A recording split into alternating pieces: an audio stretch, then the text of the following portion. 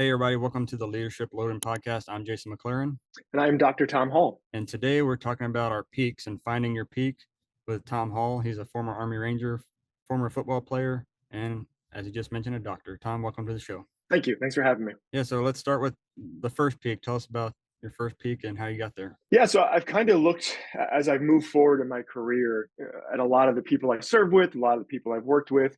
I've noticed a lot of them had, one, let's say, peak in their life, and they've never really overcome that. And they constantly look backwards towards that peak rather than forwards at new ones. So for me, when I reflect on my career and what's gotten me to where I am right now, obviously joining the military about a year after I graduated high school, I signed up to be a Ranger from the get-go. My best friend signed up to be a Green Beret, so we kind of were competing in that aspect. And really getting through selection right away, becoming a Ranger, becoming a member of 1st Ranger Battalion, doing some deployments, that was really kind of the height of where I'd ever been in my life, socially, professionally. During high school, I was an all-state athlete in football, basketball, track, but that's not really as an adult. So for my first adult thing I accomplished, it was definitely becoming a Ranger. Definitely, and you've had a few deployments in there also. Yep, I went to Afghanistan a couple times. All right. Before that, did you play football before the Army or before the Army? I started to. So I started to play college football before I joined the Army. Ended up leaving it and was kind of lost, didn't know what I wanted to do. And then when my best friend said, "Hey, I'm going to go be a Green Beret," I said, "All right, guess I'm joining the Army too." So he was your recruiter in a sense. Yeah. I actually went to the recruiting office with him because this was 2007 during the surge in Iraq to talk him out of it and tell the recruiter that they were awful, terrible, don't recruit my best friend. And then, I walked out signing up. So they must have been a very good recruiter. As why would you consider that your first peak? Obviously Army Ranger school is hard, but is there any other takeaways you have from that? I think the big thing for me was when I originally signed up, this is probably a semi-derogatory term, but everybody always called me a mama's boy because I hated leaving home. I hated going anywhere. That made me really uncomfortable. And everyone told me, "You're going to go be a Ranger. There's no way you're going to do it. You're too tall. You're too gangly. You're too attached to being at home. You're not tough enough. You're never going to be able to do it." So when I ended up getting to selection, I loved it. I was surprised. I completely shocked myself. Really getting, and we've kind of moved away from the term getting comfortable with getting uncomfortable. We've kind of gone towards controlled anxiety, but I put myself in that very uncomfortable situation and I ended up thriving in it and really falling in love with it. So that's kind of my barometer to what's a peak or not for me, is that I do something uncomfortable and extremely challenging, whether socially, professionally, physically, it doesn't really matter. So I think a lot of veterans, both of us being veterans, we mentioned earlier that a lot of veterans think that that's our peak, right? Being a veteran, that's my peak, and now I get out of the military and I start going back downhill again. How can we, kind of turn that stigma away and talk about, your second, third peaks as you went forward? Yeah, that's a tough one. That's one that I think I'm still working through figuring out. Obviously what's worked for me probably wouldn't work for a lot of other people and vice versa. But for me, it was really, I noticed when I got out, I only did 5 years in active duty. People that did 15, 20 years, 30 years, they have a completely different situation to encounter. But for me, I looked at being a Ranger as extremely foundational to my development as an adult and as a human being. It influenced who I am today. But as I got through it, I looked back and I said, great, I accomplished what I wanted to accomplish there. What am I going to do next? And for me, it was pretty easy.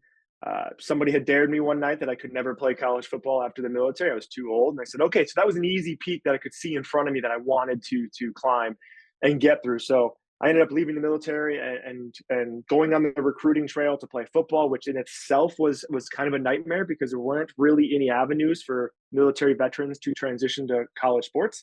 So I had to recruit myself, and I got rejected by a lot of schools. They wouldn't even talk to me because they said, "Oh, you're 25, no interest."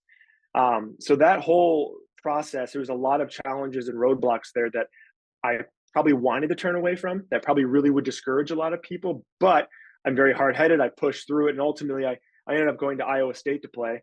And I kind of consider that my second peak and really another foundational building block to who I would become today. And then after all that, you got into mountaineering, which is interesting. I'm from Alaska, so never really got to mountain climb there, but I did a lot of hiking. So tell us about that and how that's helped you grow as a person. Yeah, once football was done, and for the record, I was a pretty terrible football player. Like, I was an all-state athlete in 3 sports before I joined the Army. But after the Army, even 5, 6 years later, the kids were so big, fast, strong. I just got beat up, but it was an awesome experience. But when I left the football program and I graduated from Iowa State, I had nothing. I had just spent the previous 6, 7 years, well, 18, 19 years of my life, depending on when I started sports, constantly having a sport to look forward to or compete in. And the Army was no different. That was me around type A personalities, top end athletes competing on all kinds of different things outside of sports, but it was still competing. And football gave me that outlet to transition into. So I went from a ready room with Rangers to a locker room with D1 athletes. Now it was all gone. I had nothing. So what am I going to do? I ended up finding their Outward Bound offers a lot of veterans programs that are pretty interesting. Somebody pointed me to one. I said, which one's the hardest one? There's a little bit of a debate between Minnesota Boundary Waters and Mountaineering, Colorado. I picked Mountaineering. And ultimately, we to a mountain, knee deep snow, spent 3, 4 days snowshoeing, backpacking in, sleeping in the snow. And our summit day, I think about 14 to 16 of us started to climb, and 4 of us summited. It was brutal winds, brutal snow, cold, everything else. I was in peak shape, and I was the very last person to make it to the summit, and I almost didn't do it. So it was a very, very humbling experience. I watched a 100-pound female Air Force vet just blow the doors off me. I watched a 55-year-old, I think he's a Navy vet, also blow the doors off me. And I sat back like, okay, there's different levels of athleticism and everything else. This is more mental, I think. And it really humbled me. So after I got down from the mountain, I was so proud that I didn't give up. I didn't quit, that I made it, that I started to look at other areas and No Barriers. I started to do some volunteering with them. They do some mountaineering. My honeymoon was spent at Mount Salcantay in Peru. I've done some other climbs in other places, not super technical, winter mountaineering in Mount Whitney. So nothing too big, nothing like Mount Denali or anything like that. But those little things really gave me yet another outlet to challenge myself as an individual, which I hadn't ever really done before. So those are both metaphorical, but also literal peaks as well that have really helped propel me forward to where I started to go from there. Definitely, I think as you mentioned, different levels of athleticism. You can kind of also relate that to leadership styles, right? Like you have different people in your team, and some of them need different types of leadership styles or situational leadership, or the person's take on that. Their follower style. So yeah, definitely something you can learn from that. So if someone was wanting to get into mountaineering, where would they start? Like, do you just go like a local club or just start trying to climb? Yeah, it's similar to going to the gym for the first time. I think that's something that's terrifying to most people that the average human doesn't understand. If you've never been to a gym, just going to the gym, regardless if you know what you're doing, is terrifying. Me going to a new gym who's pretty experienced in weightlifting and everything else, it's unnerving to me. I'm really good at masking it, but it's not easy to do. It's the same for getting out and doing climbs or hikes. You don't have to go straight to a permanent mountain with crampons and ice axes to climb it. You can go to, Mount Massive, Mount Elbert in Colorado that are non-technical, just walks up a hill for a few hours. You can go to your local park and just do some hiking and climbing on trails.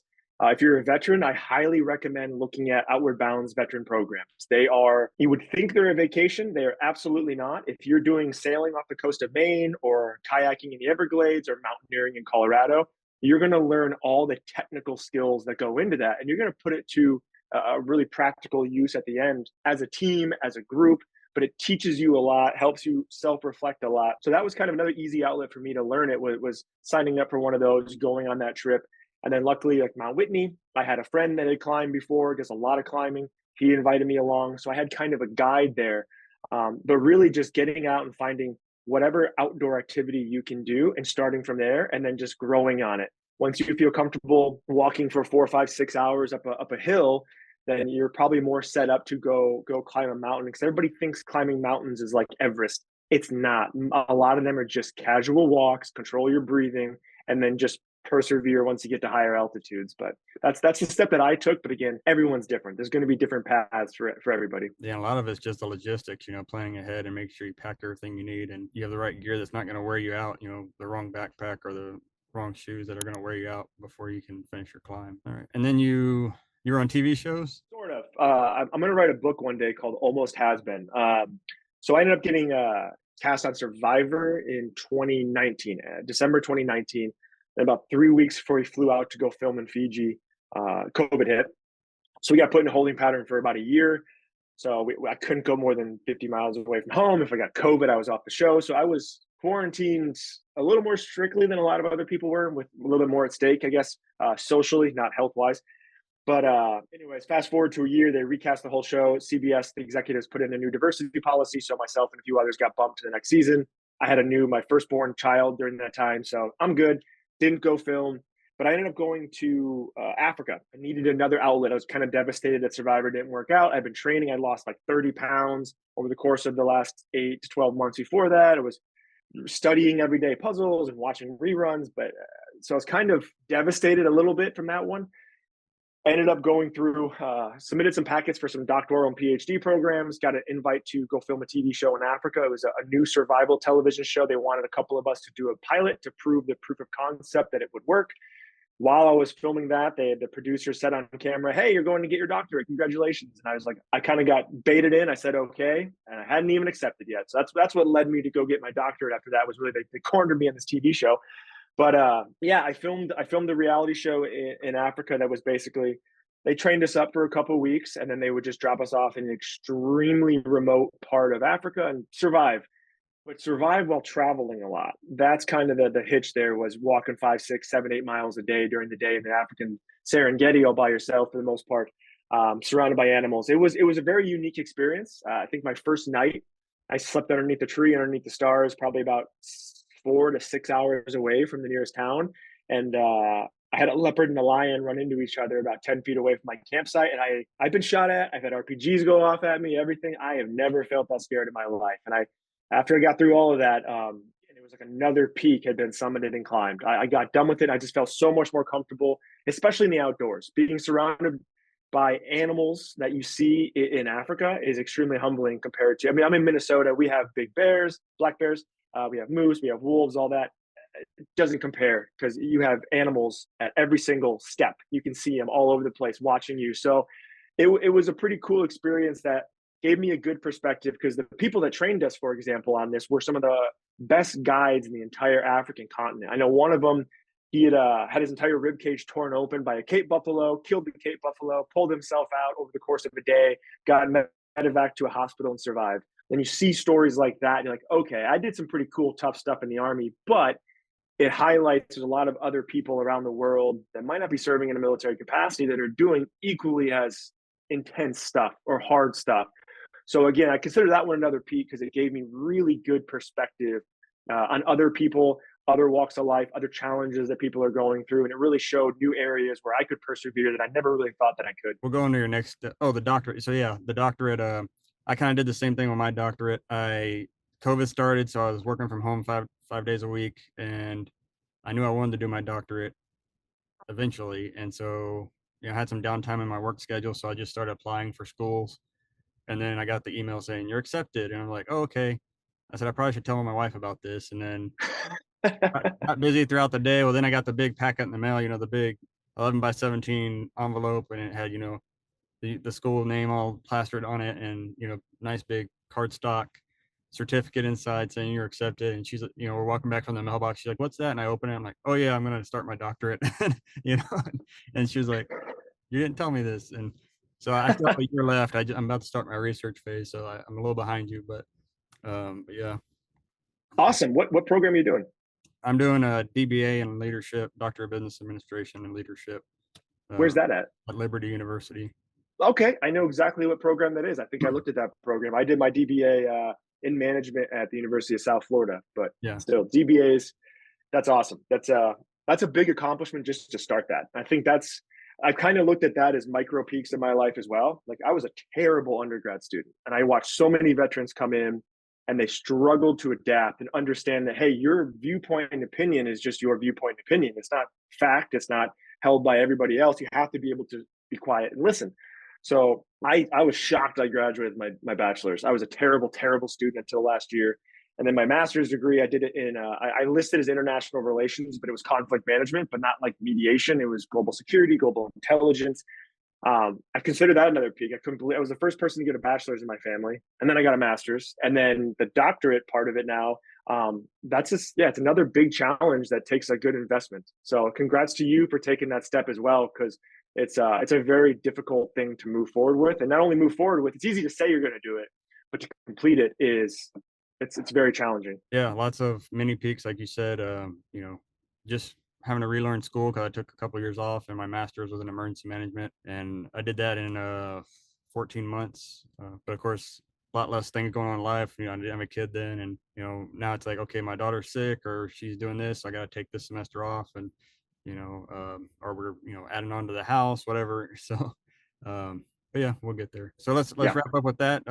Your doctorate. Tell us. Well, we kind of talked about it, but let's wrap up with your final tip for leadership. What would you tell a new leader or someone moving into a leadership role?